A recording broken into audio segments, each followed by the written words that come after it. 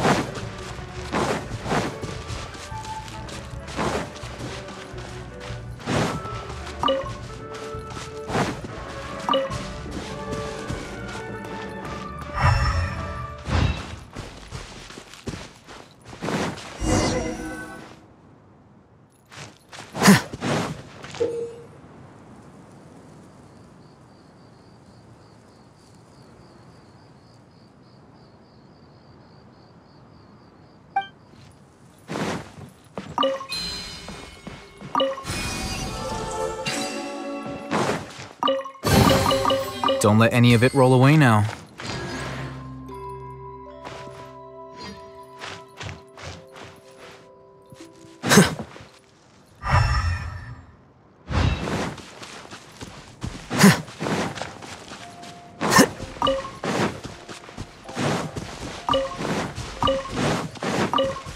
Midnight Phantasmagoria.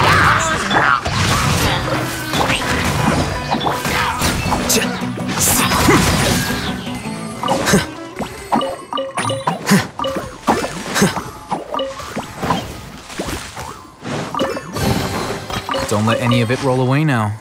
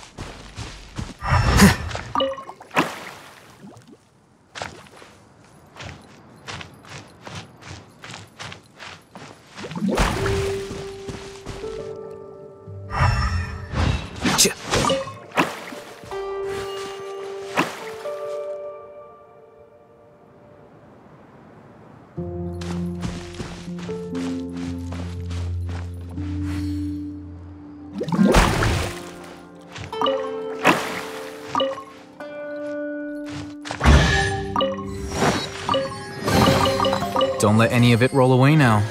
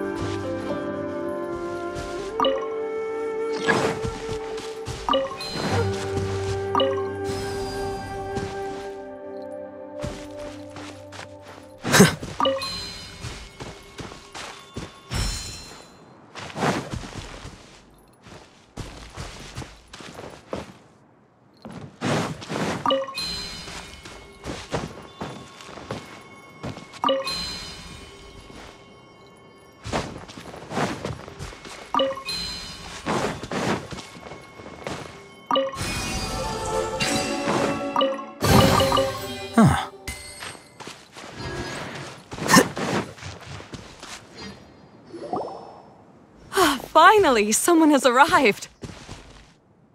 Sorry to keep you waiting, Maimuna. We've brought Adia with us. Thank you, Kale. It's been quite some time since I've seen you, Idia. To be honest, I didn't think you'd actually show up. If anything, I thought you'd be curled up somewhere crying alone. Hey, you shouldn't be saying things like that. Doesn't seem to be the first time Paimon's heard someone say that about Adia, though. You want to see me cry? Fine. I'll stop crying right here. No, please don't! All right, I shouldn't have said that. Now, who are these two? And Paimon is Paimon! They're reliable helpers. Lucky for you that I found them. You'd better be more careful about how you speak to them, okay? Of course. Good to meet you. You may call me Maimuna. For the sake of time, we should forego the usual pleasantries. Please follow me.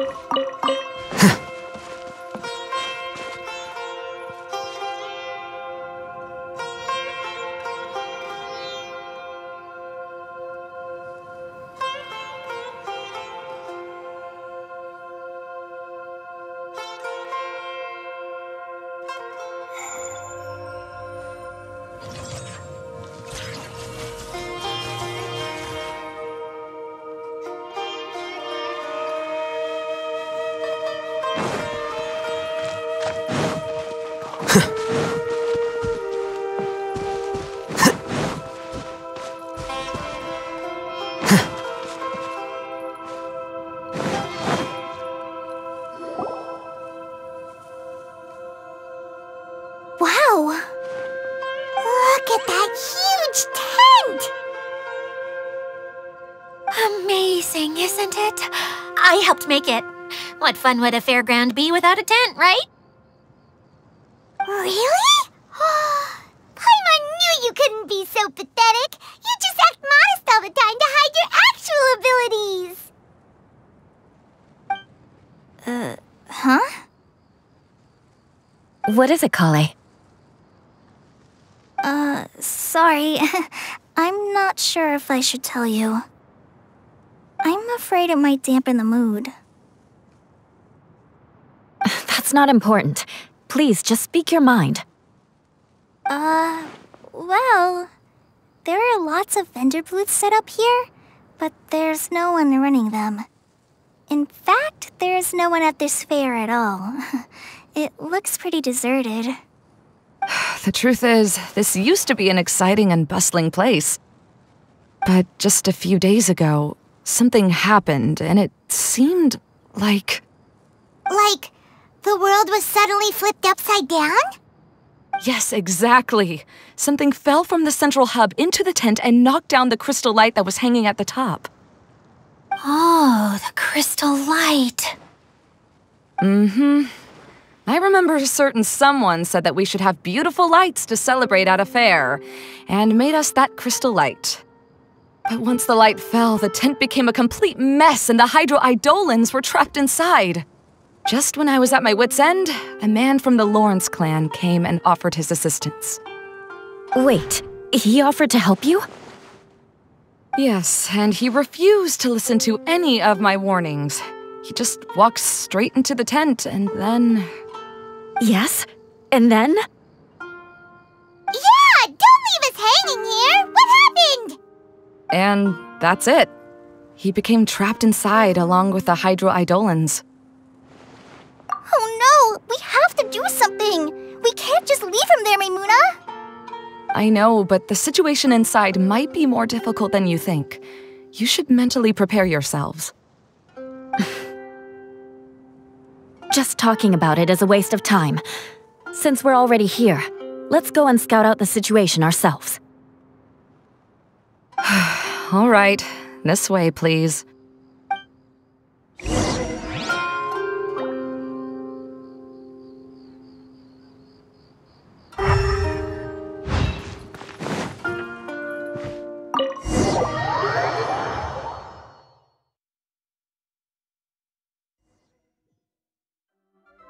There used to be a large stage inside, but after everything got shaken up, it seems the very nature of the entire place was altered. The lamps and crystal light that were hanging above have all fallen down, which makes repairs near impossible.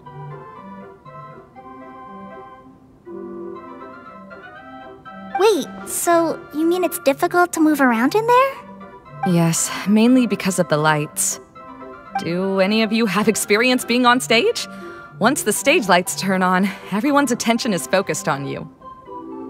I can't stand that feeling. Having everyone's attention focused solely on me would just make me feel terrible. Me too! I'm no good at speaking in front of people. And then to have everyone staring at you... Oh, just the thought of it makes me shudder. Sounds like you have some things you haven't been able to let go of yet. Please don't laugh. I'm trying my best to change that, but there are still some things I can't overcome. Like when there's a lot of people around, or when people are staring at me. No, there's nothing funny about that. And you know what? It's not a bad thing to care when other people are looking. That's my opinion anyway. Think about it. Only people who have high standards for themselves would worry about failing to meet others' expectations. You have many good qualities, Kale. I bet if you had to learn dance since childhood like myself, then you'd be an even better dancer than me. No way! That would be impossible. I can relate. I know exactly how she feels. Maybe we should find a time for you to learn with me. And one day, you will become an outstanding dancer too. By that time, you'll be so focused on performing your beautiful moves that you'll no longer worry about an audience watching you. Wow. Eula's so passionate about this that she's practically glowing now. Really? You do that? You wouldn't think I look stupid and secretly laugh at me, would you? You really think I'm that kind of person? Fine. Vengeance will be mine. Oh, no! Of course not. Alright, please teach me. Seems there's no need for me to warn you again. Anyway, you just need to open the curtain and you'll be able to see the stage.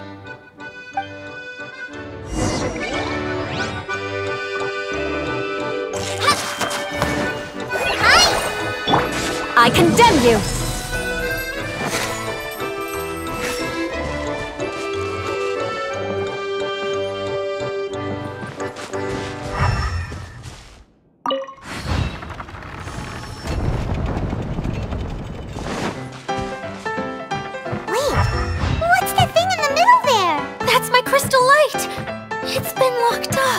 Let's figure out a way to fix this. Looks like we need to raise the platform underneath the crystal light.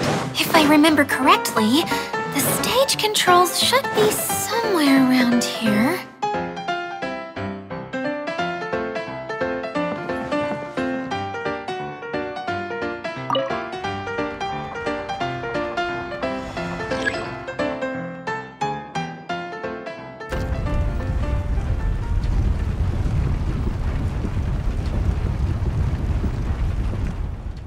It seems we have to use the colorful lens to make the light change colors.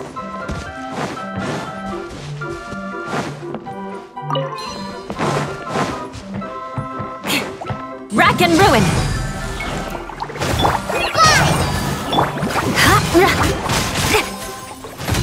Eye for an eye! More speed!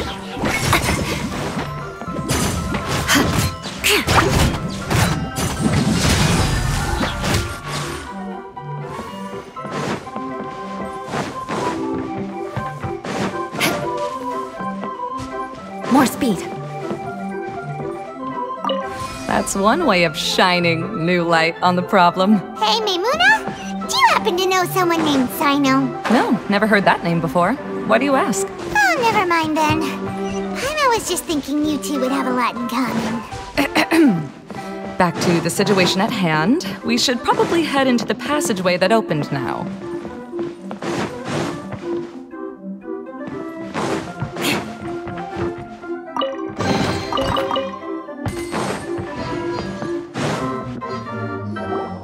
Hello? Is anyone here? If you can hear me, please help! Lessig Lawrence? Who are you? Who has the audacity to utter my full name? You sure don't look like you're in any condition to be talking like that. Yep. He's a member of the Lawrence clan, all right. Even though he's hanging on by a thread, he still insists on clinging to meaningless etiquette. You? What are you doing here? Huh. Have you come here to mock me, Eula? If you would just think for a moment, it should be pretty obvious why we are here.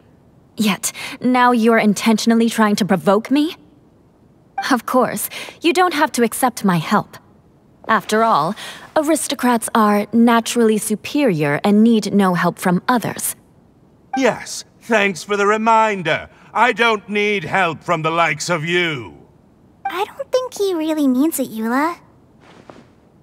His tone was harsh, but he keeps glancing at you from the corner of his eyes. It's my opinion as the healer that he needs help.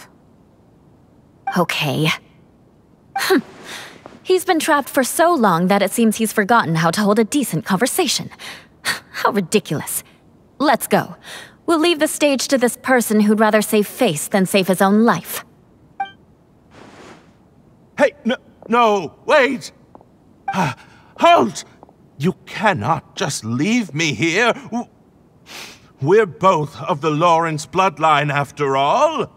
Helping me when necessary certainly won't tarnish your prestige. If anything, my embarrassing predicament will be overshadowed by your virtuous deed. We must uphold the prestige and dignity of the family. This is the best reason you could come up with? You think tacking on the word family will be enough to talk me into helping you? You should be ashamed for your careless actions. It's because of you that we all had to come here.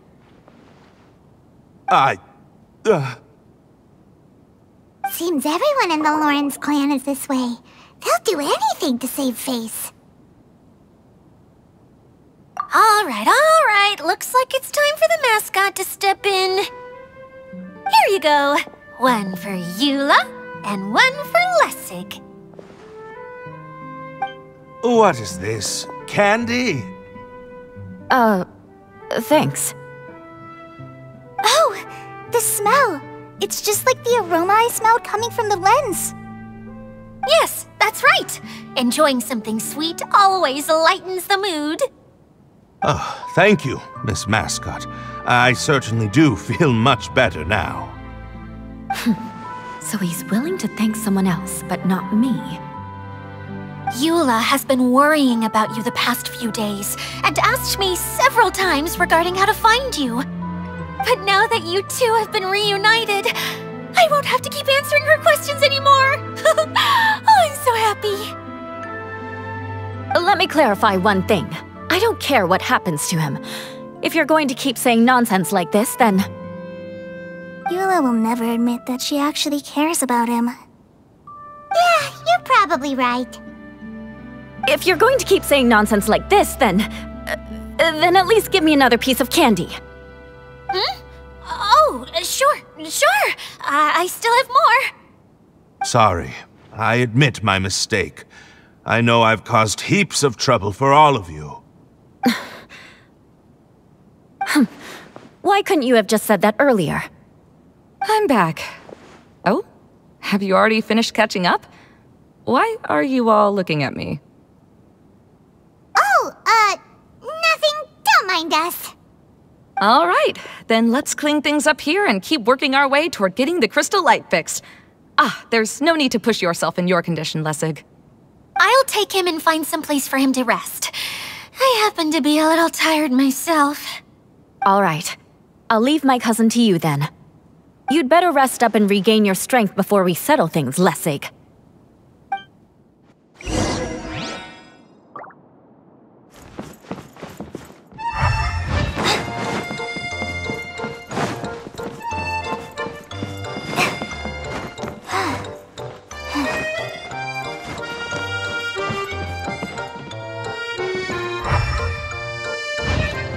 Now, let's see if there's any way to keep raising the platform higher. We probably will need to find a mechanism that's like a lamp.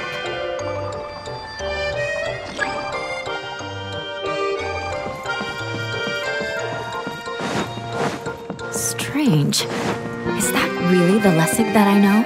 You shouldn't always judge people based on the way you knew them before.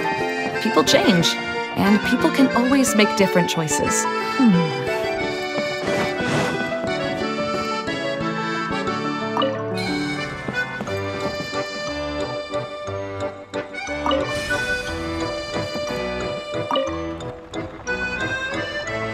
Oh, look! There's a water droplet over there! A hydroidolin! It must have been trapped in the curtain, but at least it seems to be okay.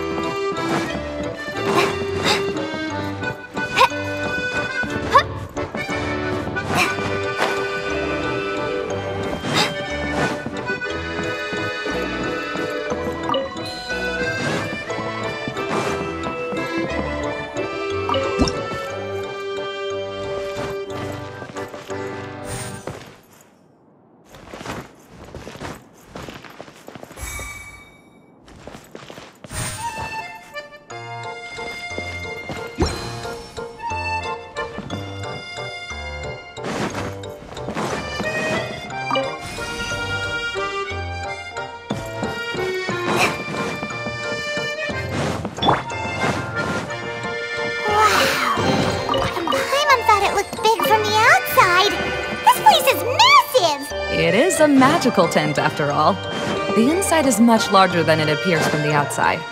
Haven't you heard stories with this sort of thing before?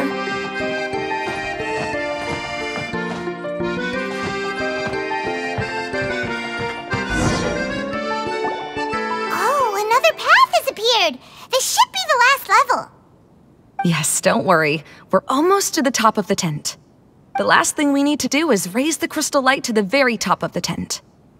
After the stage collapsed, I realized that having it raised only halfway makes it look a lot like the stage at the Grand Bazaar. Have any of you visited the Grand Bazaar before? No, I haven't. I have. I've gone there a few times with Master Tainari. The place is bustling with all kinds of vendors. And if you're lucky, you can see Nilu perform her dance. Oh, a dance from Sumeru? I'd like to see that myself. If only it were on the way back, then we could stop there. It doesn't matter if it's on the way or not. I would be happy to take you whenever you have time, Eula. Great. I'll take you up on that offer. Yeah! Now that Paimon thinks about it, we've already been there more times than Paimon can remember! Really? My father used to help with festivities at the Grand Bazaar and would always give me candy during the events. I was just a kid and didn't understand anything. I was happy as long as he gave me some candy. To me, fairs and festivals were the best things ever. I always thought my father was amazing and wanted to be just like him when I grew up. But aren't you a scholar in the academia, Maimuna? As far as I know, scholars seldom could spend time doing anything but research. I doubt you could have time to assist your father in preparing festivities. Yeah, seems you read me like a book. When I had the choice between becoming who I wanted to be and who my parents wanted me to be, I ended up choosing the latter. But I was never happy about it. Huh. That's almost the exact opposite of Eula's situation. You must have already realized that. Why else would you set up all the booths here and make this place like a fairgrounds? Yes, but I'm still not as happy as I imagined I would be. I realized that attending a fair and running a fair are two completely different things.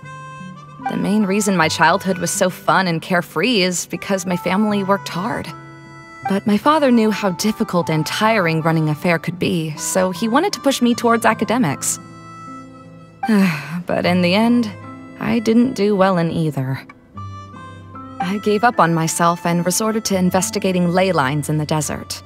Some things happened, and then I accidentally ended up here. I finally had a chance to make my wish of running a fair come true. But after seeing everything come crashing down, I feel like I've lost the strength to go on. It's not as bad as you make it out to be, Maimuna. No need to feel so down.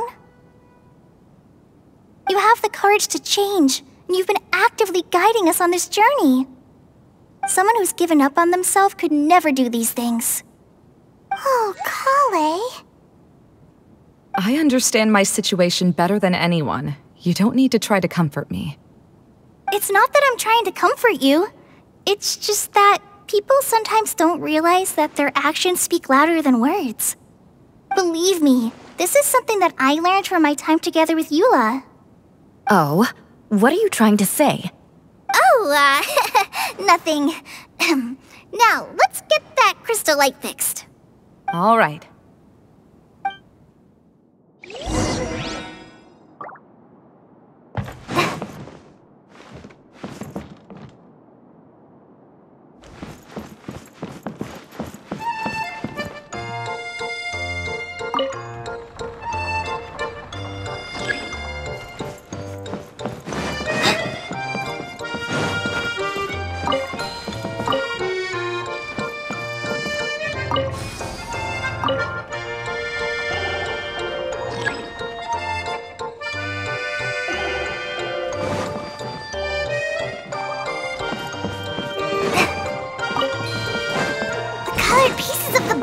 Melted. Yes, the lens is made of materials that are easily melted by light.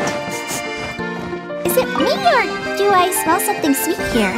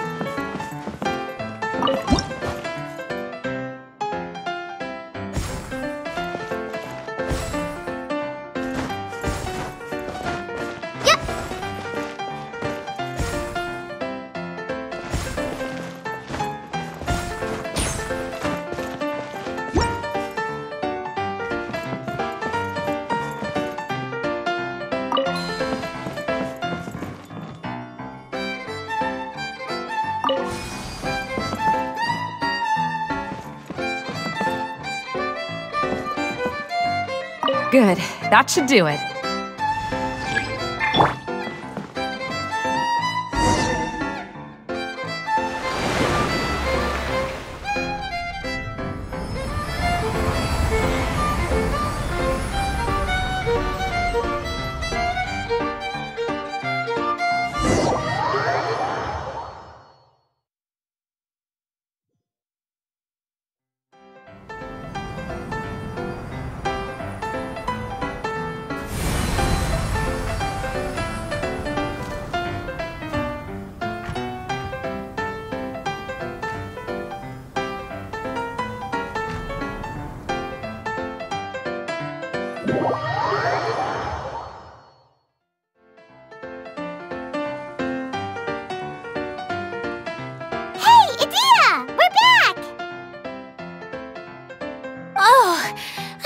To wonder what was taking you so long. But don't worry, Lessig is recovering well. I'm pretty good at taking care of people. Seems I've found another good thing about myself. I don't know if I should be worried for him or happy for her. The shadow. It's massive. Wait. The shadow just now, it's... Seems he still might need a little more time to recover. Tell me, did everything go well for you all? Of course. With a team like the Traveler, Paimon, Kale, and Eula, they're at least 40 times more reliable than you ever were. Only 40 times more reliable? That means I'm still pretty good then. I guess it's impossible to feel like you've lost once you've already given up. I'm a little concerned about how comfortable you are with that. Huh? What has happened? How did I get outside of the tent? Ah, that's right. I remember meeting Eula, and then... my head. Oh, you're awake now. Don't worry, that's just a side effect of your treatment, Lessig. I'm afraid I still feel a little disoriented.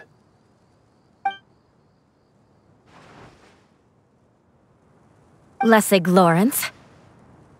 Oh, it's you, Eula. All right, I'll do it.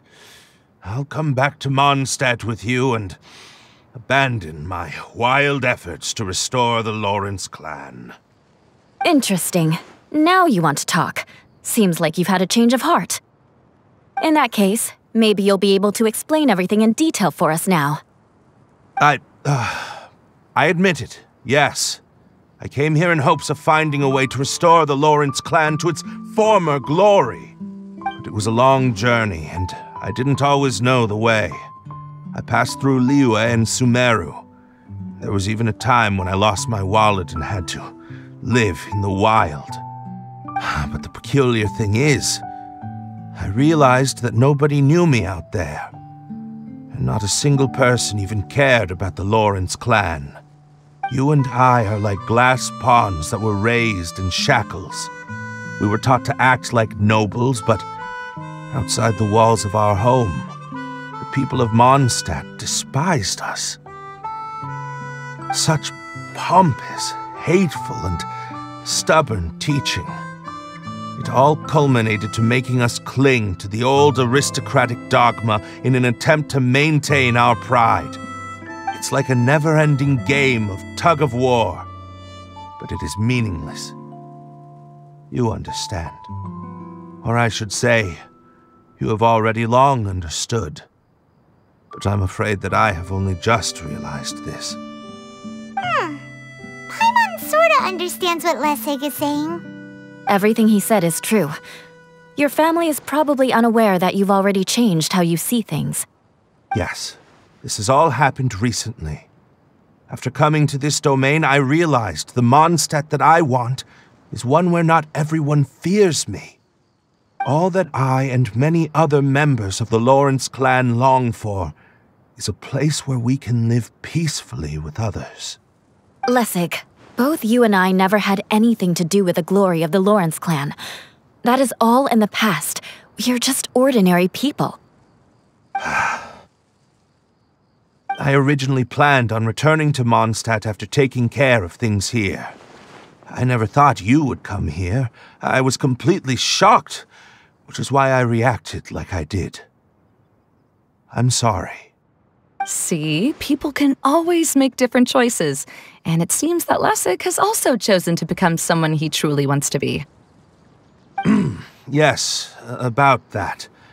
I'm afraid I haven't quite found my own purpose in life yet. That's all right. Being able to clearly choose between becoming who you want to be and who your parents wanted you to be is already a step in the right direction. How to find true happiness is probably one of the most difficult research topics of all. I have a suggestion for you, Lessig. Why don't you return to Mondstadt and tell your parents what you just told us? They'll probably try to tear me limb from limb. But what about you? Did you ever tell your family about what you think? This is something that I've been thinking about, too. Perhaps the two of us can sit down with the rest of the clan and discuss it with them. The Lawrence clan is just like this stage. It was once home to glorious performances, but those days are now long gone. And it is time for the stage to be updated. She's so solid and tough, but also clear and open, like an ice cube. Is that why she's able to dance anytime and anywhere she wishes?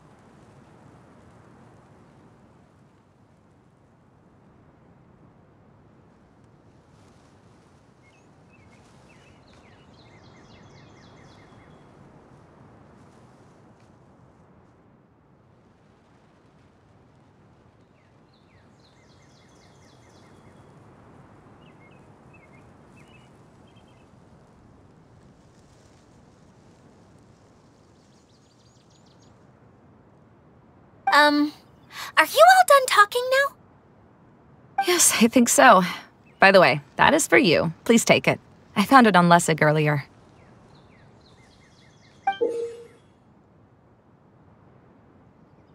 Oh, it's one of the missing components! Wait, so you had it all this time? Why didn't you give it to me earlier?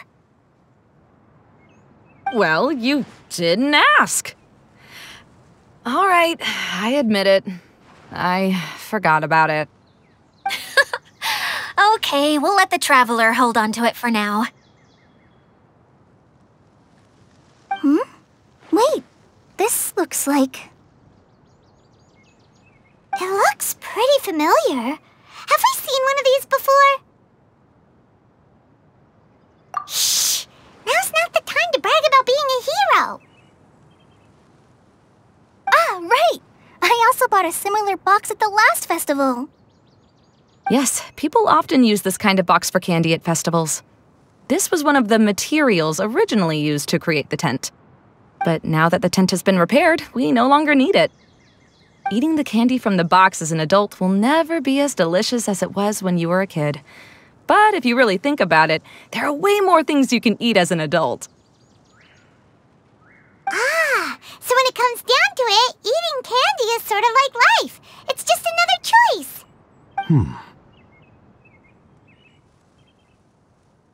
So, as of now, we've already collected 3 of the missing components. Only 1 more to go. I'm sorry that repairing the tent took so much of everyone's time. You should all head back and have a rest. I'll lead the way.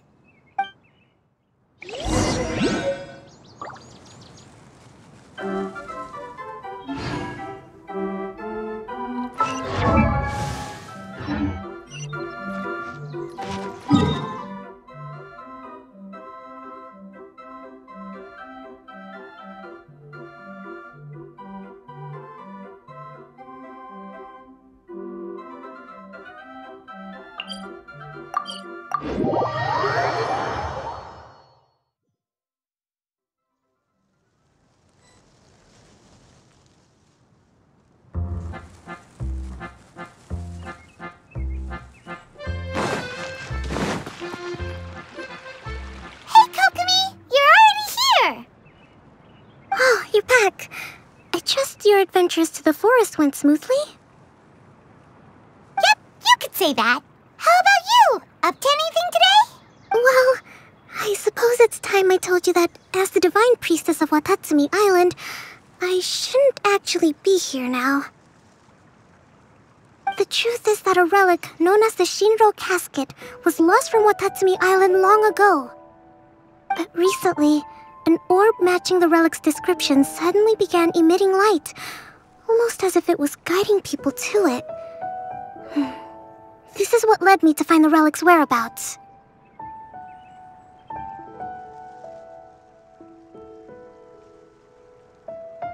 I wasn't lying when I said that.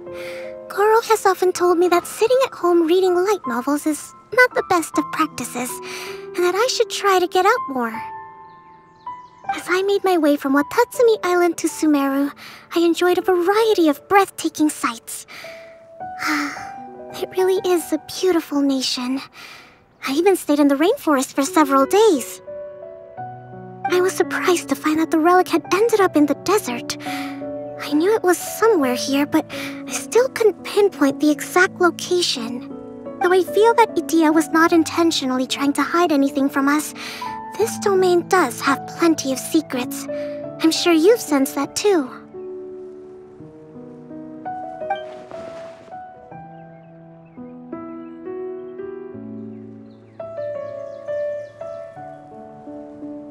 Now that you mention it, a lot did happen today.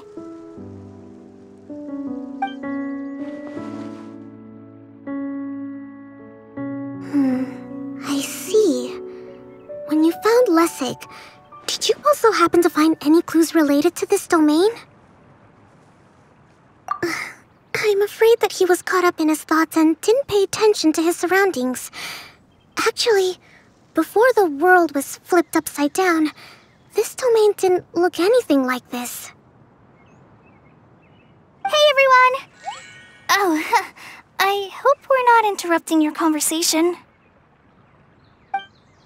It's alright. You two did a lot today. Care to join me for a cup of tea? Sure! That would be perfect! Eula and I just made some snacks. Turns out Edea has a cooking stove and oven. Seriously, why didn't she mention it earlier? Oh, so did you make us some moon pies? No, I made something called storm crust pie. You should try one, Traveler. And I made some pita pockets. You could try some, Kokomi. It should taste great with tea. Sorry, I should call you General.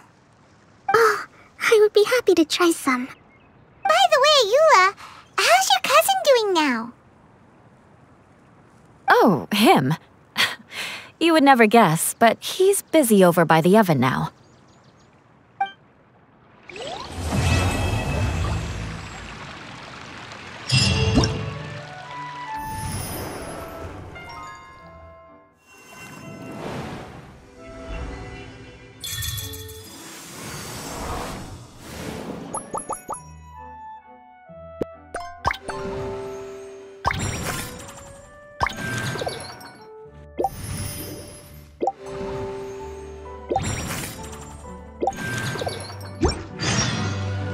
The scribe's work is simple, which is exactly why I took the position. Oh, but that's too much. I can't. No, really, it's all right. We want to do everything we can for the domain. Yes, and to be completely fair, I'm the one who caused this terrible mess in the first place. Oh? What happened? Did Paimon miss something? Hello, you two. Lessig was just telling us what happened. Perhaps you should allow me to explain. I'm afraid it was I who caused all this trouble in the domain. Yes, it was Lessig. To be precise, I saw a most exquisite water orb at the entrance of the domain. It reminded me of an astrolabe my grandfather gave me when I was 7 years old. I was curious if it could rotate, so I reached out and touched it. Little did I know that it was the core of this entire domain. What I mean to say is, I knew something was wrong as soon as the whole place started flipping. It's not just your fault. I failed in my responsibilities as the caretaker here. Oh, I knew I should have put the core somewhere more secure. Oh, you mean the big ball of water at the entrance? Yes, that's the one. Anyway, after giving it some thought, Lessig has offered to perform some more repairs and maintenance to help support the domain. But we were concerned he wouldn't be able to handle it all alone, so Eula and I will also stay here to lend him a hand. But don't be mistaken. I'm not doing this out of the kindness of my heart like Kale. My job is purely to monitor and ensure that Lessig doesn't cause any more trouble here.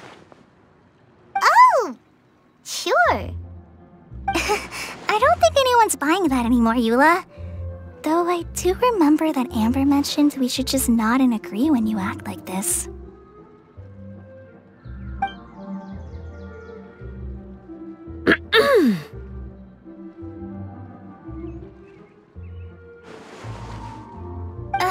Right.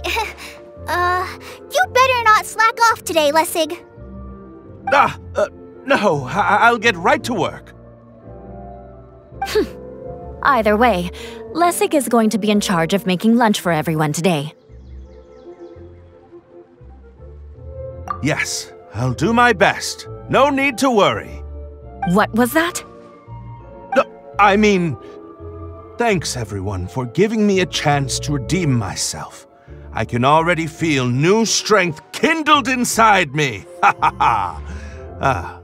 No, maybe that's just the heat of the oven. Very good. But you should conserve your strength. Many parts of the domain are still in disrepair, so we have a lot to investigate. Seems Edea has a little more pep in her step after finding others to help do the work. Now that you three are situated, we can focus on what the rest of us will be doing today. I'll go gather the others. We should get ready to leave as soon as possible.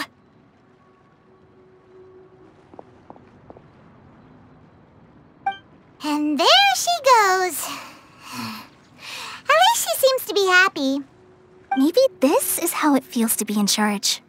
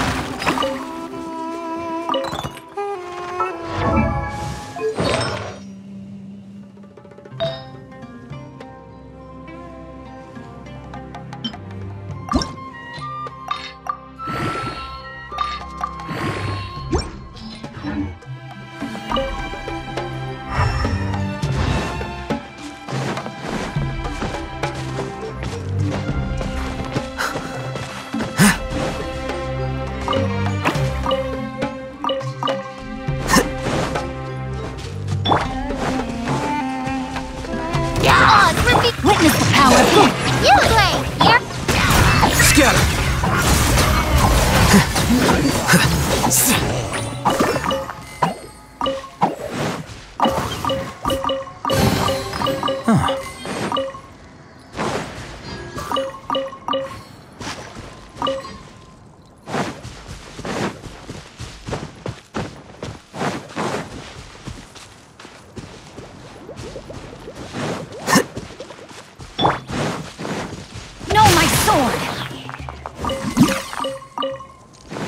Time to act.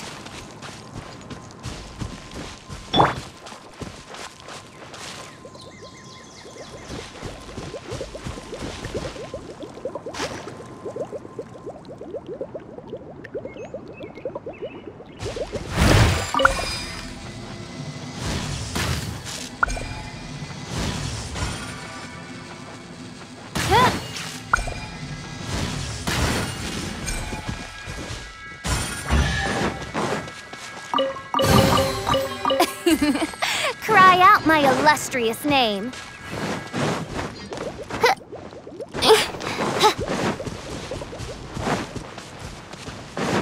Where are we going now? We're going to retrieve the last missing component. And what's theory is that the director listed on the sign has it.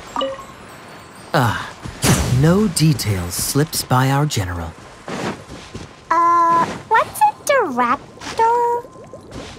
A director is a kind of job.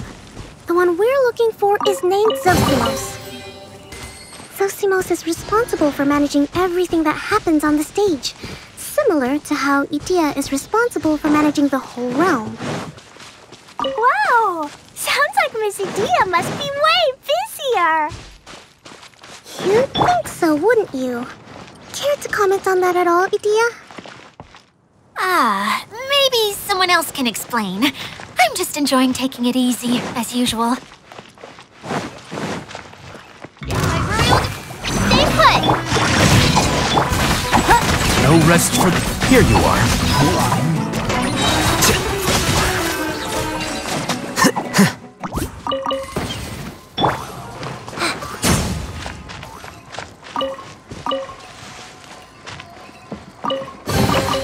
Pack everything up nice and carefully.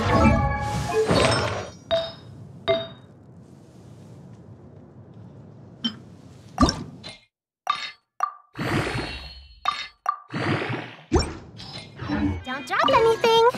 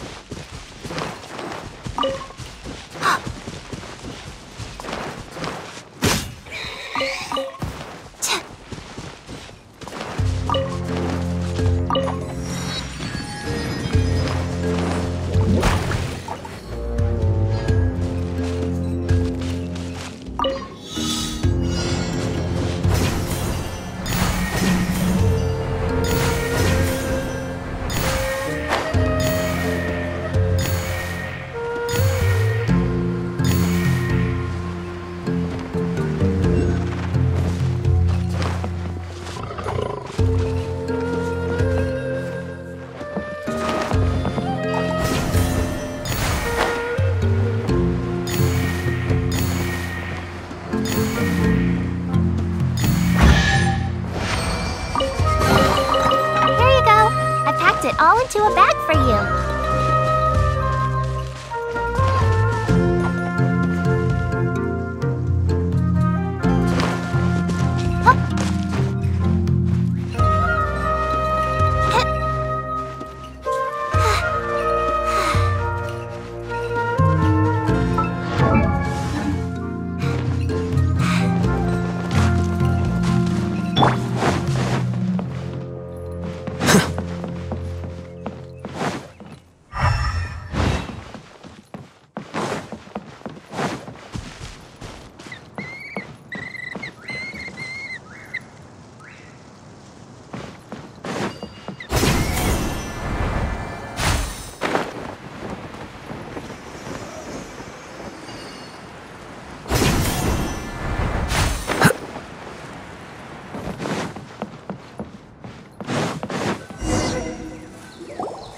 The director doesn't get out much. He's almost always cooped up in his treehouse making props or writing scripts. But I'm trying to remember now. Where is that treehouse of his? Huh? You don't remember? Hey, don't forget! I'm just the mascot. I believe it's that way. Huh. Though he might prefer to be alone, given he often has to move stage props, I suspect that he lives near the theater. And having a view of the entire stage would be useful when imagining a production's actual stage flow. So if I were him, I'd probably pick a treehouse over there. But how do you know which direction the theater is in? Simple. The overall layout and decorations look more exciting in that direction. Oh, good point! Why didn't I think of that?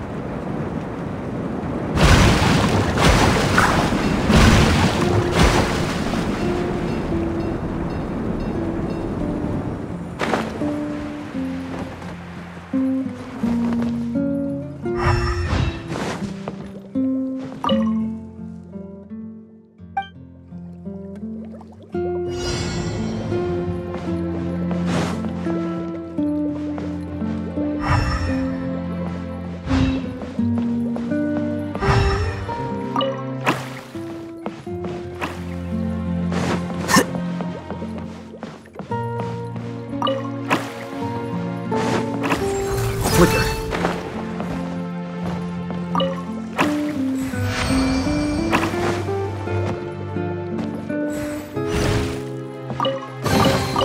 Here you go.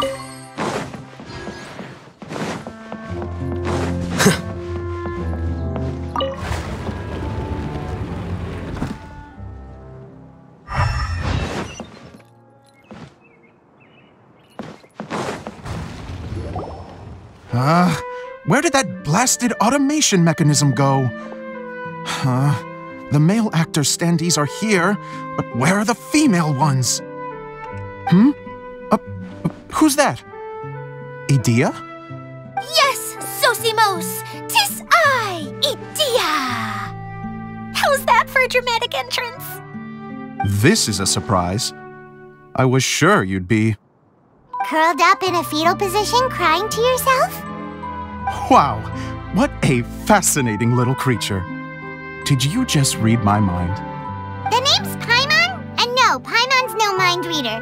Just call it an educated guess. It seems everyone shares a similar opinion about you, Adia. I knew from the start that a managerial role wasn't for me.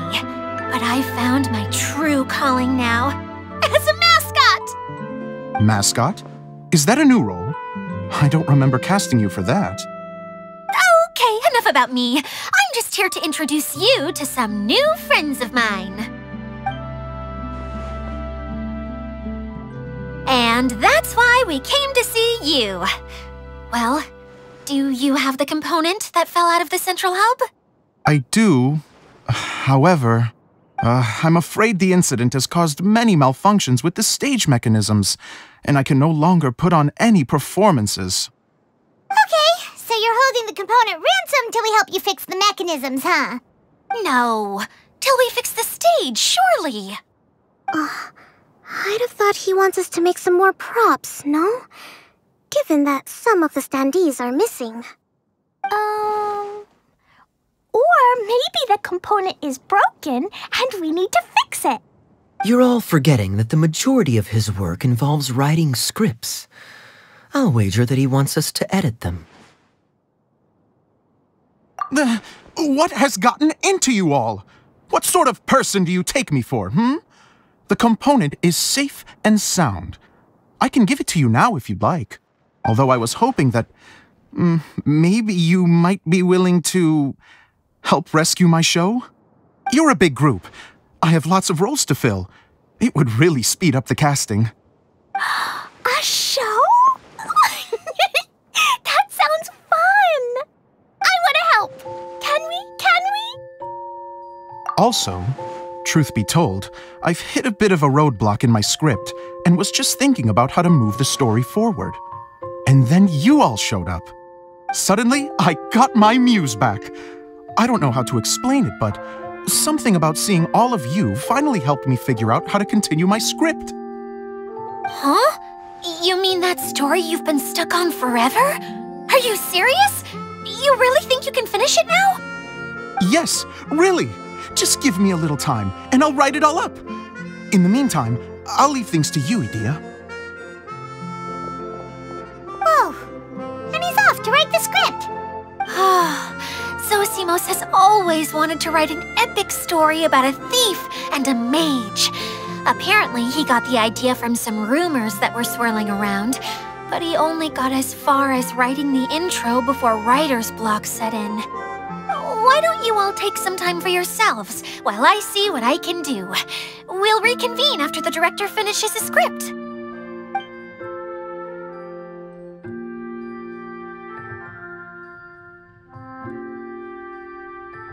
A director, my friends, is a storyteller. And the key ingredient to every good story is inspiration. The moment I laid eyes on General Sangonomiya, inspiration hit me for a brand new character. The heroine was the missing piece of the puzzle. The rest of the story flowed naturally from there, and now it's finished.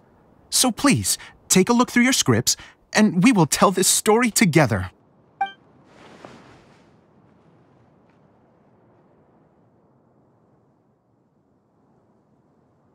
Well, is everything clear? Director Zosimos, how do you pronounce this word? Let me see. Ah, that's sojourn. It means to stay for a while. This is a very cute moment, so let's make sure that comes through in the performance. Oh, wait. There's another word I don't know here. It's okay, Klee. We can go through your lines together a few more times after this meeting's over. That would be most appreciated, Kaya. I had a feeling about you, actually.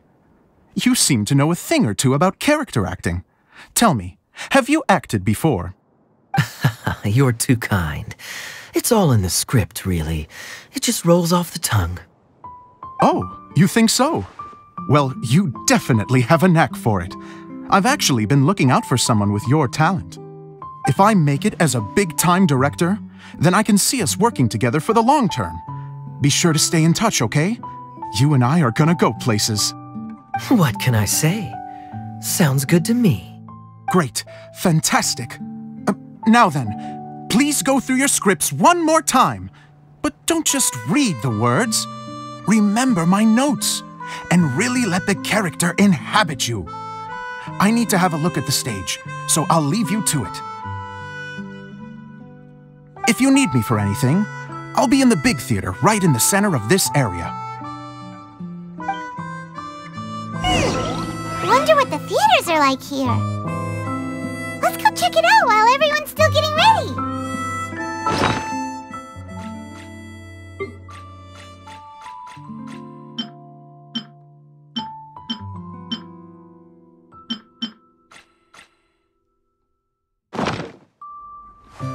Wait. Huh?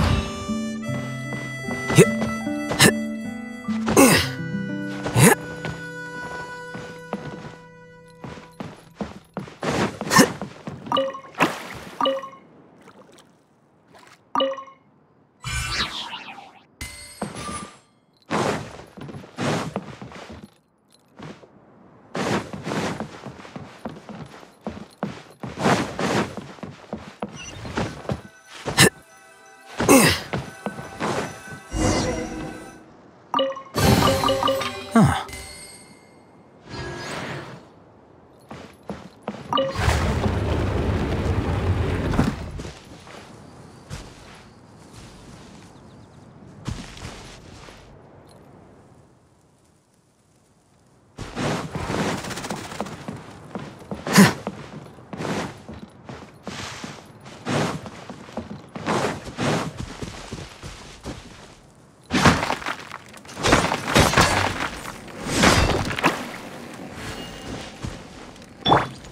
Rain outlines your fate.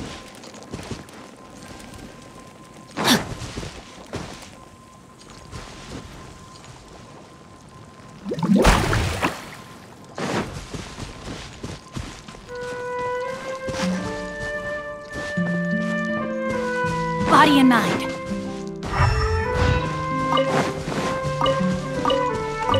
Time to act.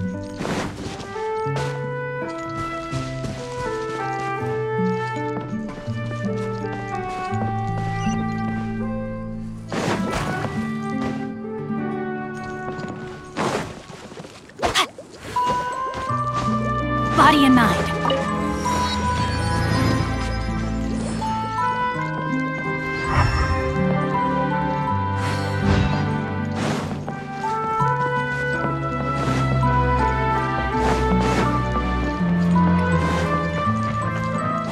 Time to act.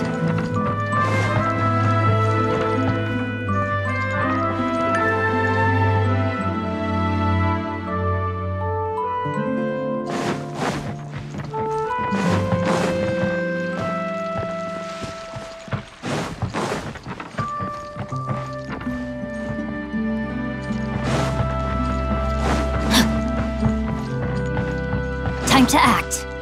Body and mind.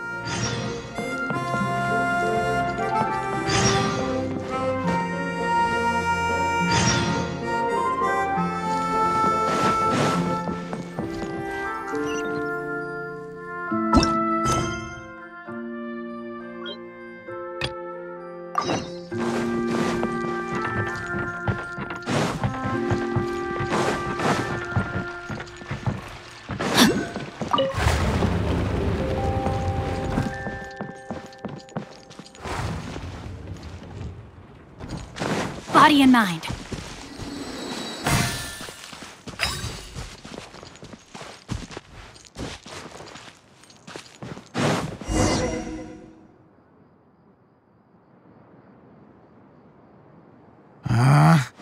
Where did it go? I put it right here. Hey, Zosimos! What you up to? Oh, it's you two. Please, come here. Feast your eyes on this stage. I designed it myself. So, directors have to design the stage too? Oh, I'm no ordinary director. I take a more holistic approach. Directing, script writing, stage design, I do it all. Sounds like a lot of work. Edea wouldn't be able to handle that kind of job. Edea has her work cut out for her too, you know. She's my one and only member of the audience, though she often criticizes my shows. Well, she just says what she thinks. You don't know how to write, or this is getting ridiculous. I think it's because I use preprints in a way that she feels goes against what they're intended for. But even though she's my harshest critic, she's also been my biggest supporter in a lot of ways. I guess you could say she's like my agent. I'm very grateful to her. I've always dreamed of being a director, but I've never had the chance until I came here. So, what did you do before you came here? Like I said, I dreamed. From a young age, every time I came home after a show, I'd go over the story again and again in my mind. Growing up, my biggest aspiration was to be a director. Unfortunately, I couldn't offer much beyond my practical skills, so I ended up spending most of my time as a prop designer and doing a bit of set design on the side. Don't get me wrong, I do love building the set, but nothing satisfies me more than putting on my very own show. No wonder you only wrote director on the sign. Exactly. You're not doing a great job of convincing me that you're not a mind reader. By the way, could I ask you for your help with something? I'm having trouble finding the master script, and I'll need it shortly. The one you only just finished writing? You lost it already? Yeah. After I handed everyone their copies, I held on to my master copy while I was checking on everything around the theater. I must have dropped it somewhere. If it's not here, then it might be in the attic. These are the only two places I've been since I finished writing it. But, I still have some things to do to get the stage ready. Would you two mind having a look for me? No problem. We'll find it.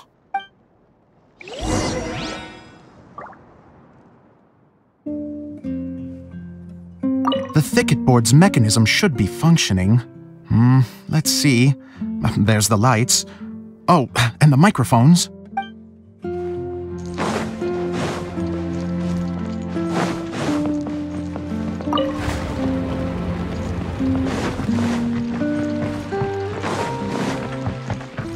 Time to act.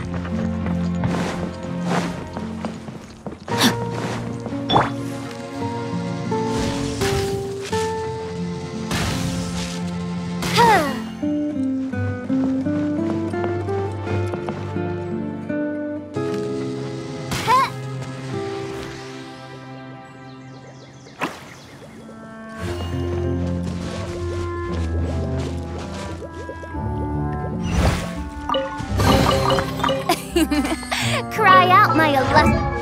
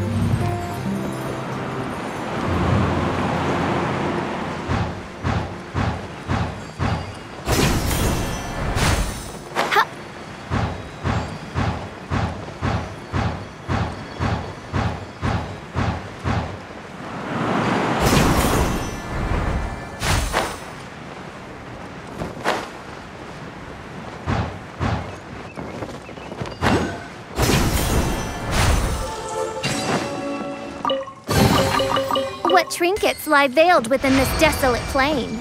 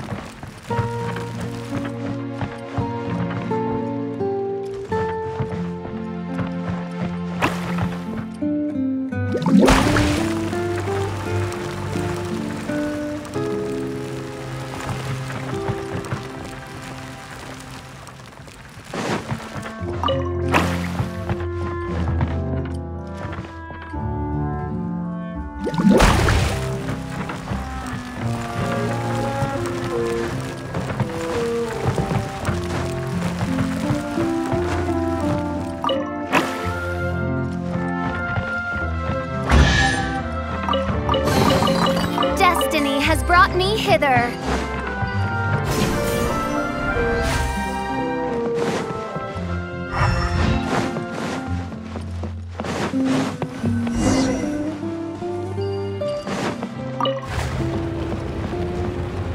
Whoa!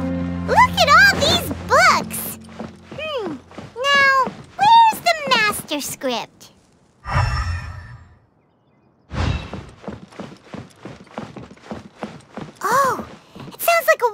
droplet is on the second floor. Let's go have a look.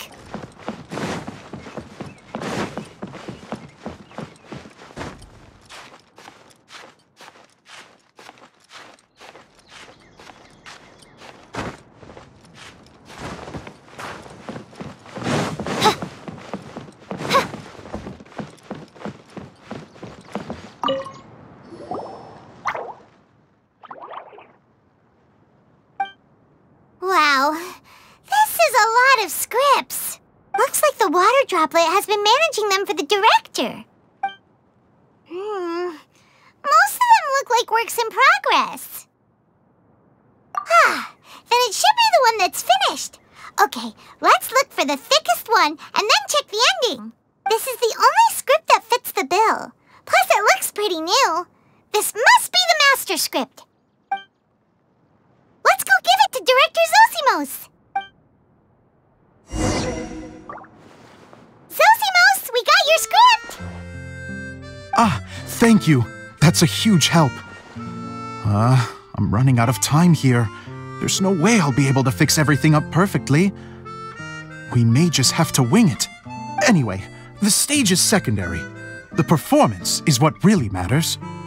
Things can always go wrong on stage, but as long as the show goes on, it should be fine. You don't sound very confident in what you're saying. It's true.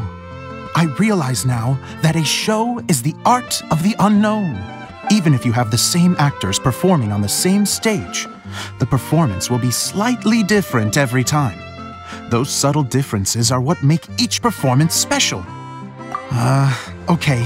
One last request. Traveler, you can enter the preprints, yes? The truth is that my sets are composed entirely of preprints. First, I use materials to make the objects. Then I take those objects and turn them into the preprint.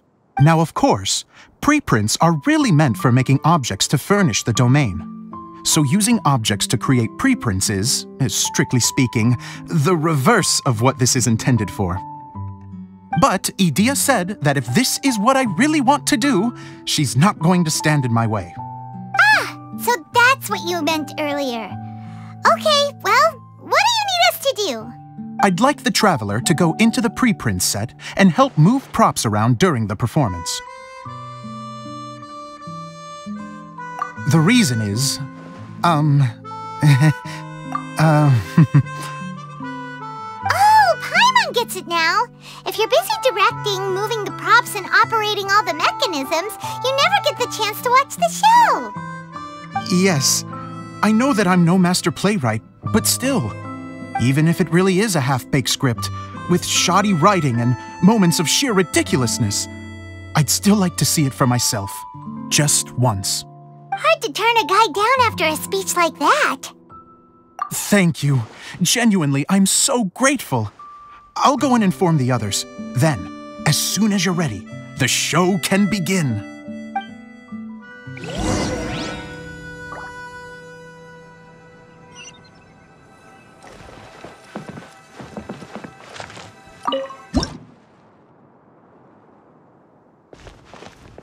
Long, long ago, there was a great thief. He lived in a land where the light did not shine, where all suffered in the darkness. People call me? Sorry, Kaya. Directly into the microphone, please. Otherwise your voice'll, you know. Okay. They call me the Dagger Bandit, but no one sees that I rob the rich and give to the poor. Here in the dark, evildoers run rampant in the shadows, while the good, honest folk stumble blindly on, just trying to find a way through.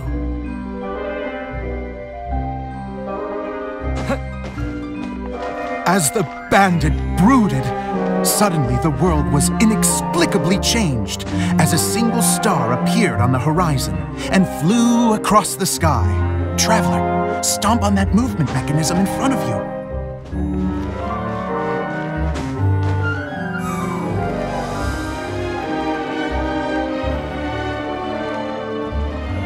Light. A brief flash, yet enough to illuminate the world. find the source of that light, I can shine it into the darkness, and the people will suffer in blindness no longer.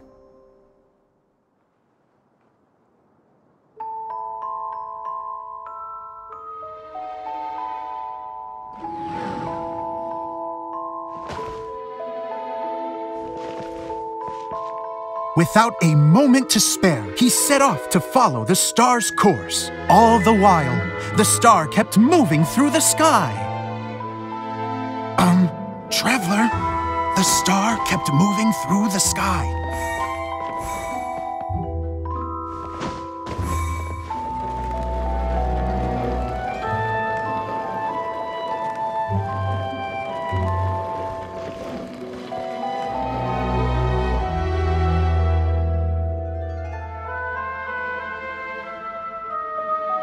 Looks like I have to go through the desert. This could get dangerous. If everything he'd heard was to be believed, the desert ahead was a no-man's land filled with horrors. Worse still, the star had landed in the most difficult-to-reach location, surrounded by sheer cliffs, but he was determined to press onward. I've come this far, and I'm not about to turn back now.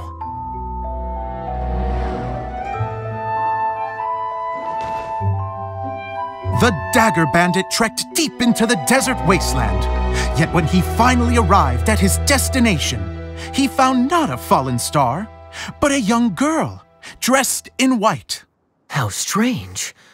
I'm positive this is where the star landed. Young lady, do you know where the light has gone?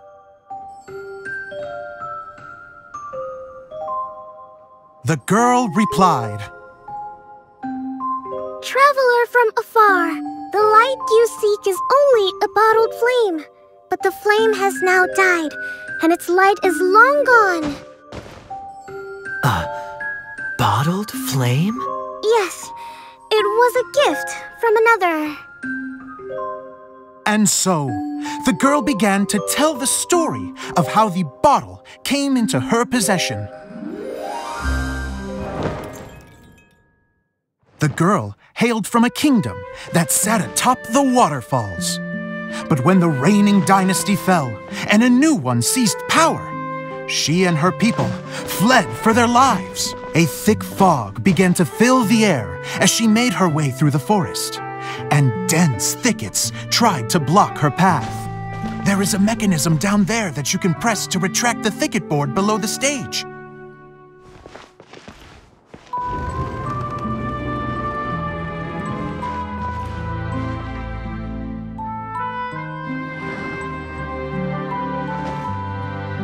If I only had a lamp to guide me through this wretched forest, then I could survive. With scratches covering her arms and legs, the girl pressed through the pain and made her way forward. The road ahead was arduous, but she was determined to press onward. I've come this far, and I'm not about to turn back now.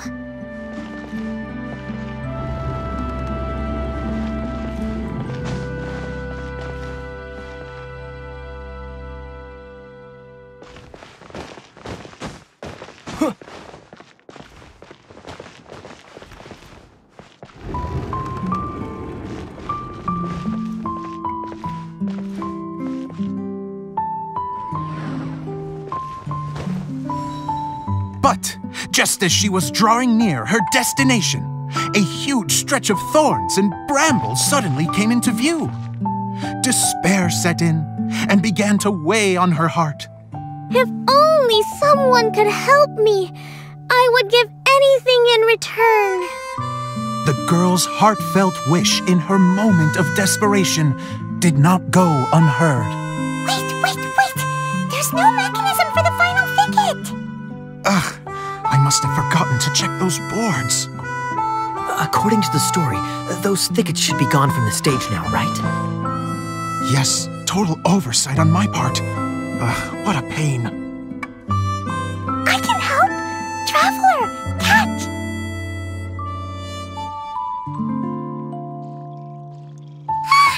It's a Jumpy Dumpty!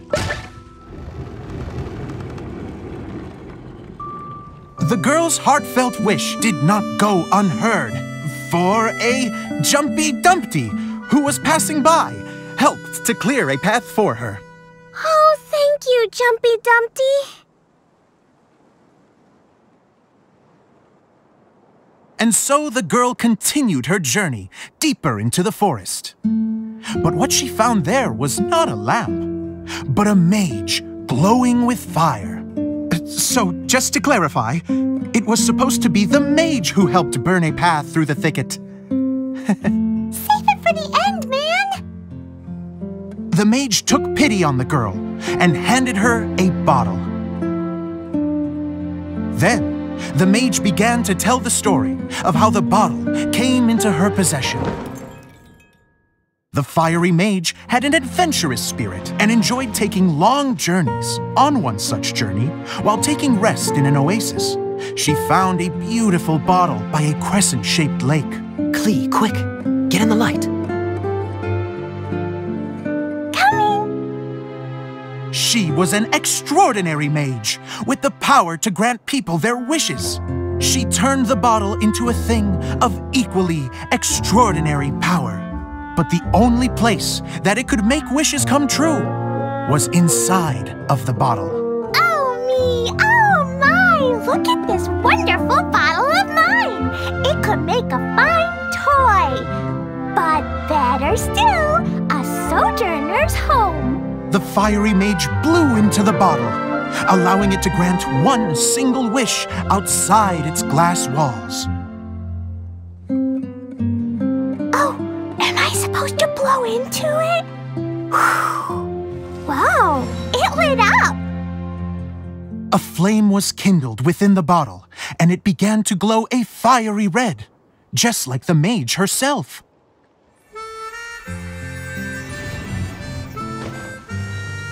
After the mage finished telling her story, she disappeared, leaving only the bottle behind.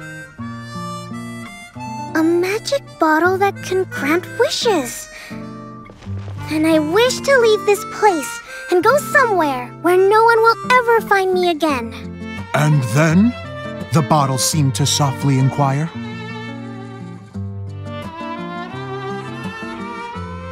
I don't know.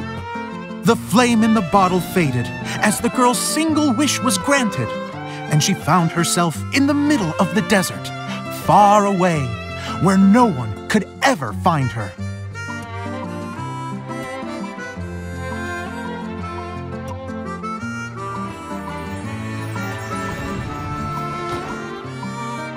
When the Dagger Bandit listened to her story, he sighed in disappointment that the flame with the power to grant wishes outside of the bottle had already died. But this doesn't make sense. If it truly granted my wish, then nobody should have been able to find me here. Maybe they shouldn't. The desert is difficult and dangerous to navigate, but I was determined to make it, no matter what. Then take this bottle with you for your trouble. It may be able to grant you your wish, though sadly, only within the confines of the bottle itself. All I wish for is light. Honoring the bandit's request, the girl wished for light inside the bottle, and sure enough, it lit up. They found that while the light was only generated within, it could nonetheless shine through the glass and reach anywhere in the outside world. Even though it doesn't burn as brilliantly as the light that shone before, this is still an extraordinary light. What will you do after I take the bottle? I don't know. Well, then maybe you should come back with me. With no reason to refuse, the girl accompanied the Dagger Bandit back to the land where the light did not shine. They brought light to that place, and the darkness was dispersed, and they lived happily ever after.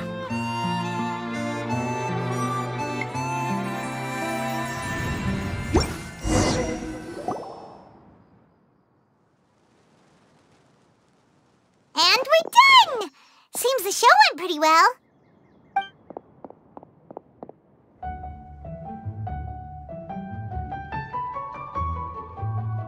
Mr. Honorary Knight! Didn't I do great? I felt like I really was the fiery mage! Wow, great costume, Glee! As soon as Paimon saw your shadow, she thought straight away, what a cute hat! Glee loves it! Thanks, Mr. Zosimos! Oh, wait, no, I mean, Mr. Director. Mr. Director? Huh, no one's ever called me that before.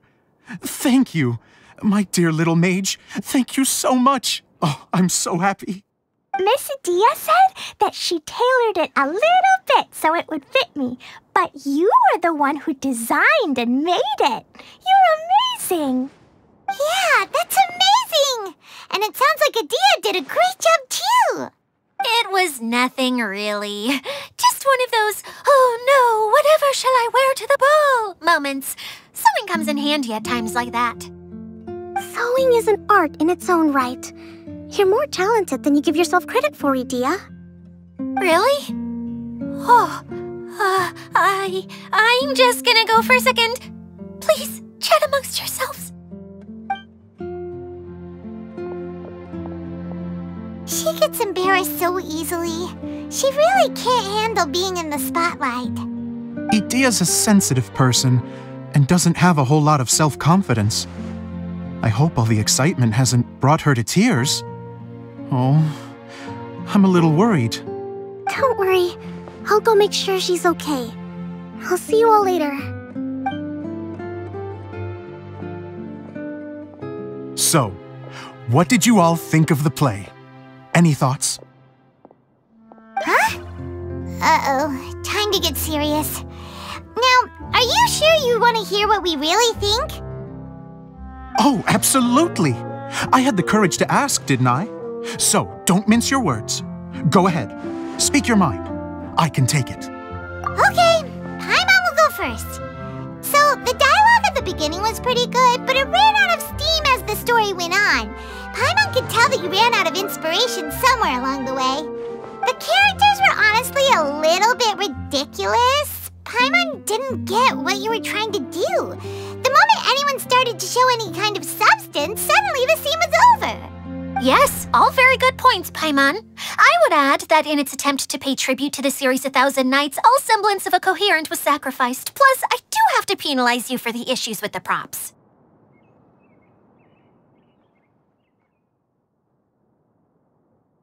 Miss Adia, what are you doing back here? Oh, you know, I return like the tide when people start discussing something important. Huh. Especially when it has to do with criticizing my show. Mm-hmm. But there was one thing I liked about it. Just one, mind you. The story had a good ending.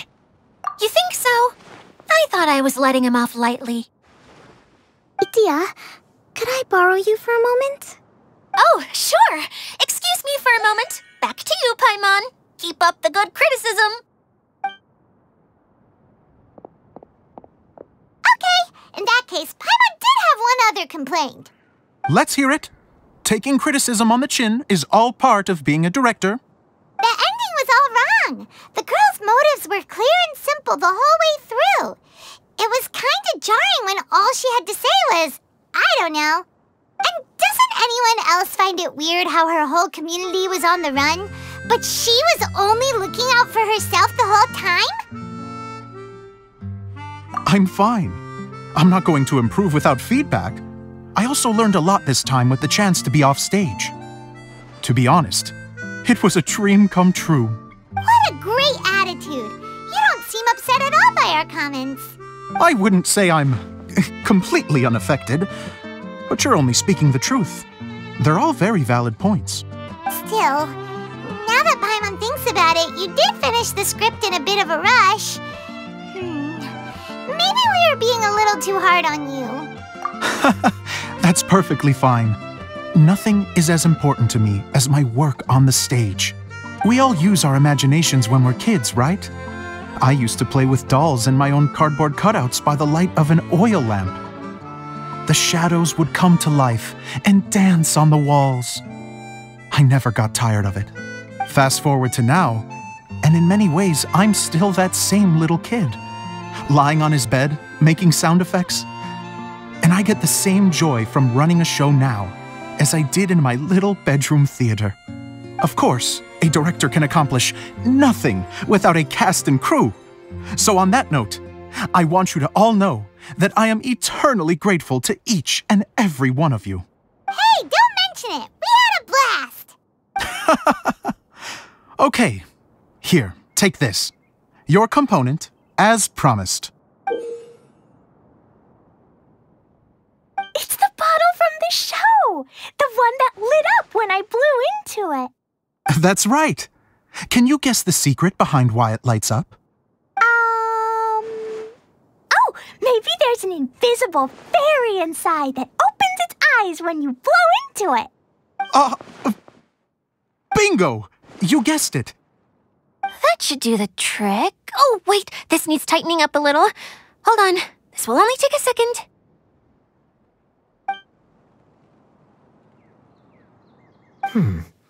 This outfit's more fashionable than I imagined. Excuse me, everyone. Do you have a moment? Especially you, Zosimos. Idia wants to do a little something for you. She says it'll be a dream come true. A dream come true? Yes. She said that as useless as she is, she wants to do something for you as the first person to have heard of your dream of being a director.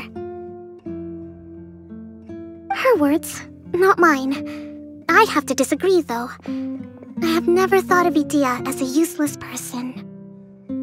How is this suddenly about me? If everybody is ready, then I'd like to invite tonight's male lead to take the stage. Ta-da!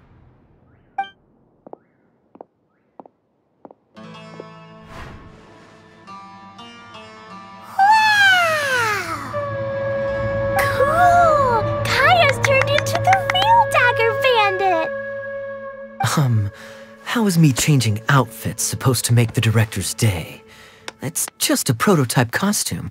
Is he that easy to please? Don't be silly. If I know our director, nothing will make him happier than to see his ideas brought to life by the right actor. Well, then I'm happy to oblige.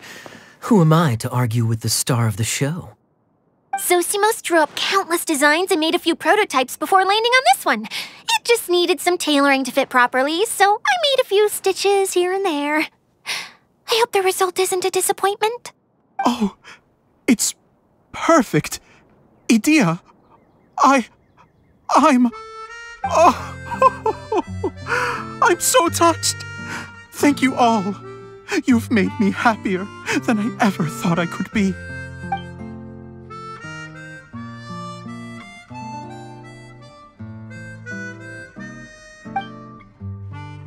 How are you doing? Recovered? Oh, I'm good. Thank you again, Idia. Oh, please, don't mention it. Well, now that we have the final component, it's time to say goodbye for now. Let's head to the core of the Veluriyan Mirage and get this place fixed up. Can I keep wearing my costume? Please do, by all means. Both of you can keep your costumes. It seems only fair. Yay!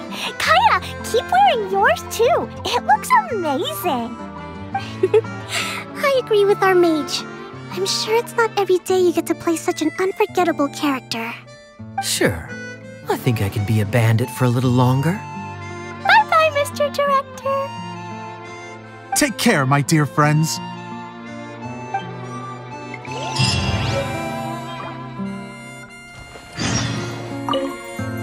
You're going to attempt to repair the core now, right? I hope it goes smoothly. I feel so honored to have met you all. You were a wonderful cast. Thank you once again. I'm so grateful for everything you have done for me.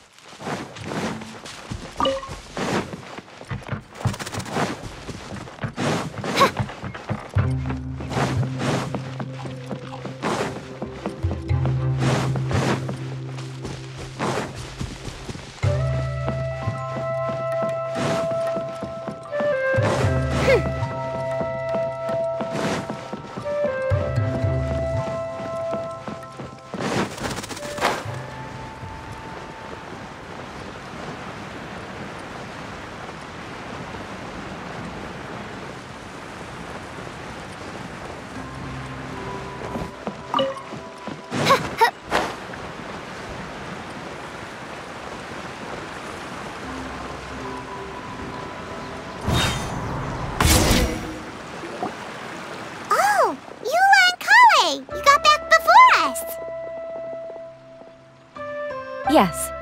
Idea had the water droplet send us a message just as the show was coming to an end, so we came back here to wait for you. How is Lessig doing? He finished all the maintenance work, but it took a lot out of him. He's now fast asleep in his room. Oh, I feel a little guilty. Consider it his atonement. It's only fair that he had to do something constructive before being able to sleep soundly. Seriously, don't waste your concern on him. If you say so. Okay, without further ado, let's go and fix the domain!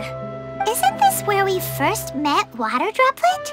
Correct! The core of the Veluriyan Mirage is the largest streaming projector of all, and this domain is one gigantic preprint. Whoa, so everything we've seen is created by this? That's incredible!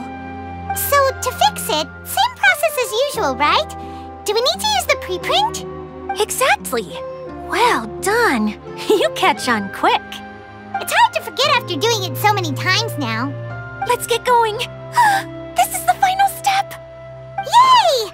Suddenly Paimon's really excited! The hub consists of these components. All you need to do is place them onto the foundation in the right shape. The right shape? But we've never seen what it looks like. Oh, don't worry about it. Close enough will do. As long as it can spin, it'll be fine. Should be fine. I think. Sometimes you have no standards whatsoever. What's making that shadow? Is it the rope? I feel like the rope should go from one part to another to connect them together.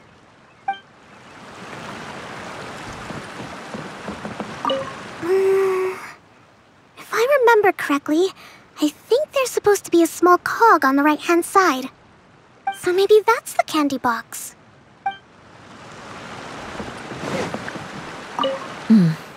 I guess it'll be time for us to leave once this is fixed. Wait, this is Zosimos' bottle lamp. Try sticking it in somewhere where there's a gap. And maybe on the right.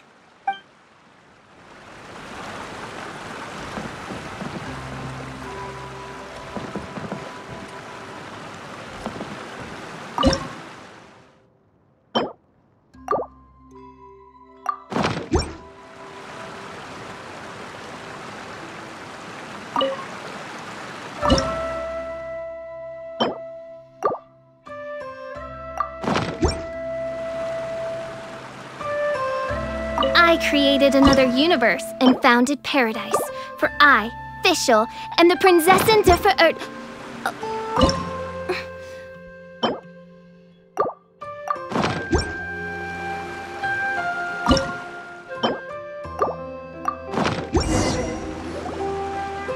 We did it! But why isn't it turning? The components are back in the core, and the hub is restored to its proper shape again. That's all we needed to do.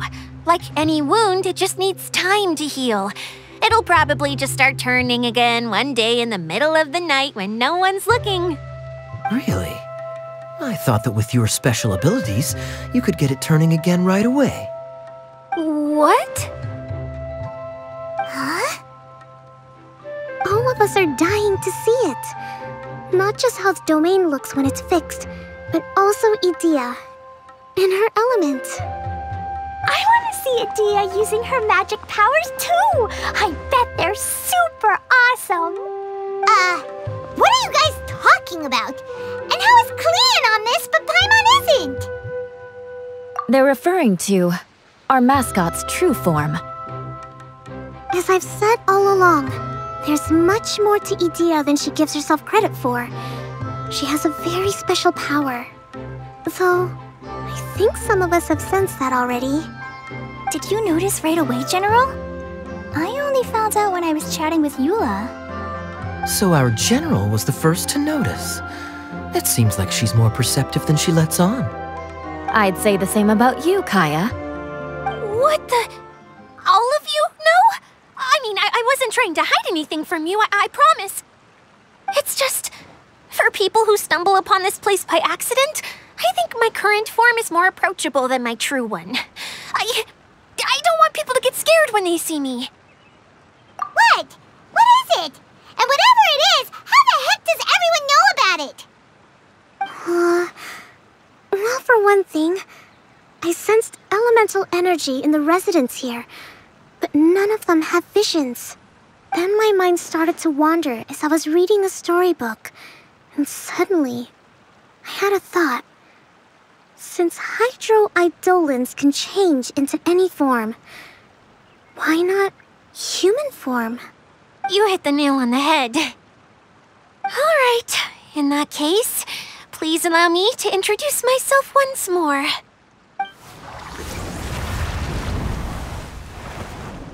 I am an Oceanid who was exiled here when the former Hydro Archon passed away. My name is Adia. Wow, Adia! You're so pretty! Now that I'm in my true form, I suddenly feel a little embarrassed talking to you all. You look stunning. You should be flaunting this look at every opportunity. Oh, come on. I'm too shy. Wait, so does this mean that all the people we met in here are actually... I'm guessing that the human counterparts to these Hydro alter egos are long gone. That's right. When they wanted to leave, I took them to the edge of the desert. The components are, in fact, gifts that they gave to me before they left. But I'm always curious about what brings people here, so I used the streaming projector to bring their wishes to life. The power to grant wishes, but only within the confines of the bottle. Exactly. It's a truly extraordinary light. I've just realized something. When the components fell from the core, it appeared as if they had returned to their respective owners. But actually, it was after the components landed where they did that their owners and the things associated with them arose around them to form the different zones.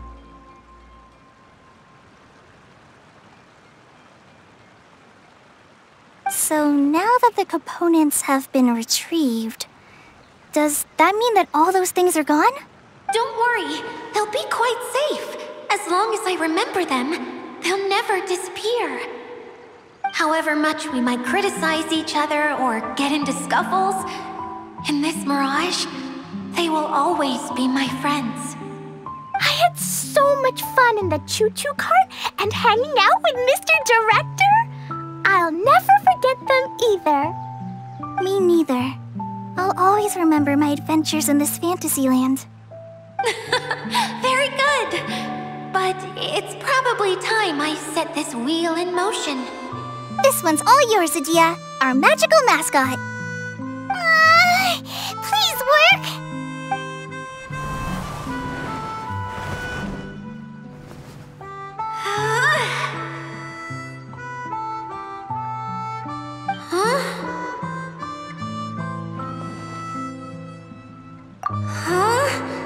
That's strange. Nothing happened. Has it lost some power because of the incident? Oh, crumbs. Not now. Not right off the back of everyone putting me on a pedestal and me acting like this is going to be my big moment. Oh. Someone get me a bottle.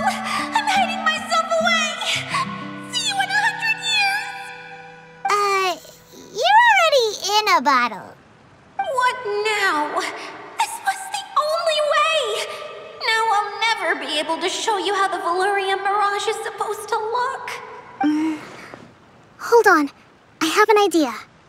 Yes, General Sangonomiya? I'm all ears! If it's okay with you, would you let me borrow the Shinro casket from the domain's core? Ah, the Shinro casket. That sounds familiar. 1 second. Here. Is this it? Wow! A huge shell! It's the relic that Kokomi mentioned earlier! So this is where it's been hiding! It was once a ritual vessel used for making offerings in the Moon Shrine. It's made from the remains of a yokai called the Shinkiro, and it can listen to the wishes of those who come to pray to build up Shinki, which gives it its power. Several centuries ago, the relic was lost when the last prefect of Yashiori died in battle. Its final resting place was unknown. The pearl that goes with it should be able to sense the casket's location. But when, unbeknownst to anyone at the time, the casket disappeared inside the core of the Veluriyan Mirage, the pearl's light died out. Huh? How come? Well, imagine it was a sound instead of light. If the room is too big, you can't hear anything from outside the door, can you? Oh, I get it now. The shell must have been having too much fun one day and got locked in the solitary confinement room. I understand now, too. The core has been wearing out recently. That's why you were able to follow the pearl all the way here. To get back to the story, without the offerings at the shrine, this vessel quickly loses its power. Yet countless people who have visited this domain brought their wishes with them and left a small piece of themselves behind along with their gifts. These have the same effect as the offerings at the shrine. Wow! I never knew this thing was so powerful. It is. Powerful enough to help you repair the Veluriyan Mirage with any luck. But what do I do with it? It's simple. We just need to awaken it by telling it what we wish for. For example, my name is Sangonomiya Kokomi, the divine priestess of Watatsumi Island. And my wish is to use my critical thinking and strategic planning skills to bring a little more joy into the lives of my fellow Watatsumi Islanders, as well as the lives of everyone I cherish. Itia, what do you wish for? Me? My wish is that all those who have sojourned to the Veluriyan Mirage in the past will achieve what they truly wish for. Not just in this domain, but out there, too. Even though I know full well that trying to build a railway in the outside world is just a pipe dream, and that Maimuna will probably just go back to being a scholar. And I know that Zosimos has a lot of improving to do as a playwright. It's going to be tough for him back in Fontaine. Chasing your dreams is hard work. Despite all of that, I still hope that somehow, someday, they will achieve their dreams.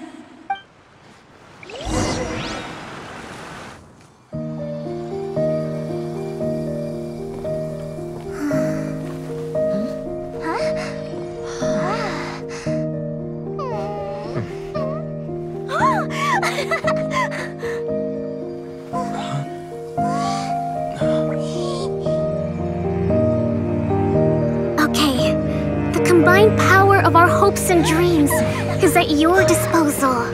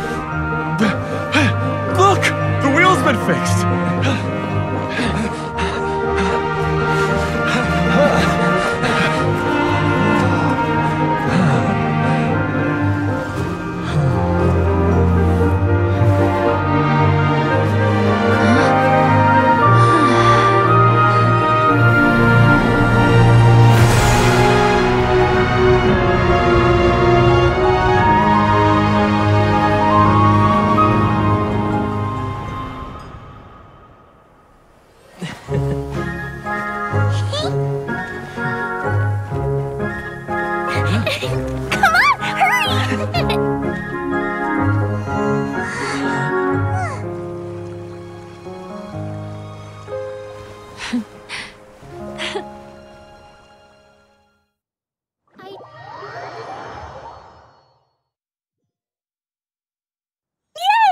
Dia, you're back to normal! Everyone's praise and curious questions went to my head. I said so many things I'm so ashamed of, and I lost the courage to live on. Please don't say that. Yours was a noble wish. Yeah, and you weren't granting wishes for yourself. You did it for other people. I have friends like that too. Other people's hopes and dreams are what motivate them. They'll work tirelessly just to see them smile. If you ask me, that's one of the most noble things a person can aspire to. Please, no more praise. I'm really not comfortable with it. It makes me feel so ashamed. Someone like me doesn't deserve so many people's praise. It's like I'm dreaming. Well, at least the domain is fixed now, and all the components are back in place. What's the matter, Klee? I suddenly have loads and loads of more wishes. I want to ride the choo-choo cart again and look down from up on top of the big wheel. Is there a way to get up on top of the wheel, Idia? There is a way, but there's only space for a very few people. That's okay. I can go up by myself. But it'd be more fun with Mr. Honorary Knight. Are we sure about this? It's so high. What happens if we fall off? Well, yeah, but Paimon's just worried for you. Don't worry, I'll be there to make sure no one falls off. I haven't been up there in a long time myself.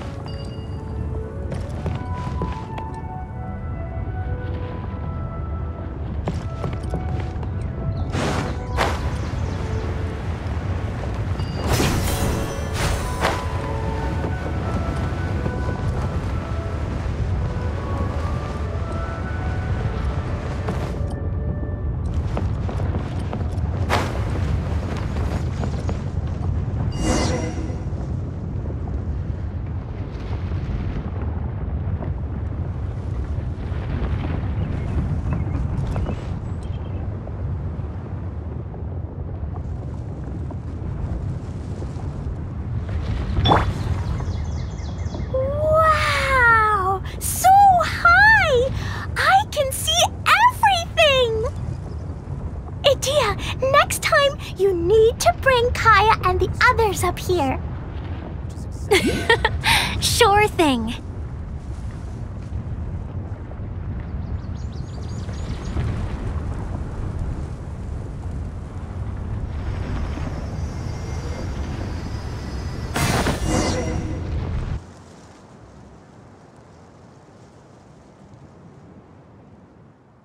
Whenever people have to leave this domain, I like to come up here and spend some time alone after I've seen them out. They're always overjoyed when they first arrive and start bringing their imaginations to life. But once they realize that they can't take anything home with them, they get upset. Some of them can't bear to leave. Others regret ever setting foot in this place.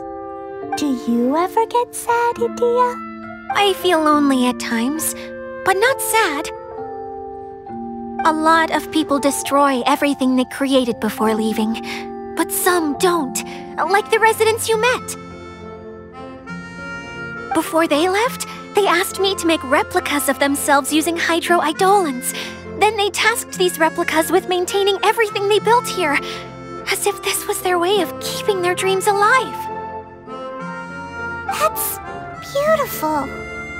Yeah, I don't know how they're faring in the outside world, but just the thought that one day they might achieve their dreams and live on the outside just as their counterparts do in here, that's enough to make me happy.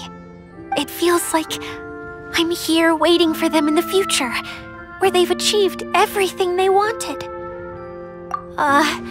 Really? I just think that every dream, every wish, is like a flame in a bottle. Whether someone is still working towards their dream or living it already, as long as whenever they think back to that spark of light within them, it still makes them smile fondly. That's all it takes. Well, I feel super happy right now. Then I guess I finally paid Alice back after all these years. Funny to think I've been in the middle of a desert this whole time. It's just a giant muddy swamp to me. Time for Paimon to give you a nickname! Mud Fairy! Watch out for Idea the Mud Fairy! How dare you mock me! Roar! I'll gobble you up in one mouthful! I'm still embarrassed to have shown you my uglier side, but I'm glad the Veluriyan Mirage is up and running again. This place is going to be bustling with activity again soon enough. I hope you'll take some time to enjoy yourselves. Yep, I want to get everyone together for one last ride on the choo-choo cart.